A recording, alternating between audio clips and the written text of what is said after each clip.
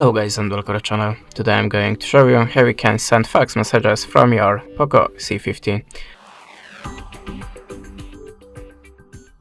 So at the start we have to open the Play Store, then look for the fax app. You will find a lot of them in the Play Store for sure. I'm always using the Easy Fax, so we have to open it now.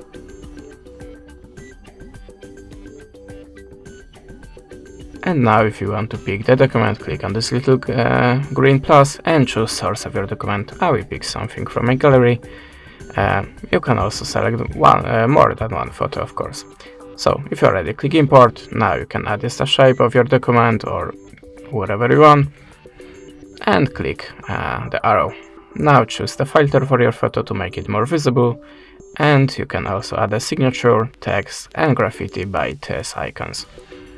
If you are ready, click accept, and there is a place where you have to type the number. Don't forget to choose the country from the list. You can optionally give a small note here, and if you want to add more documents, maybe from the other source, maybe do you want to pick a photo or just something from the PDF files from the download folder, just choose one of them and do it like before.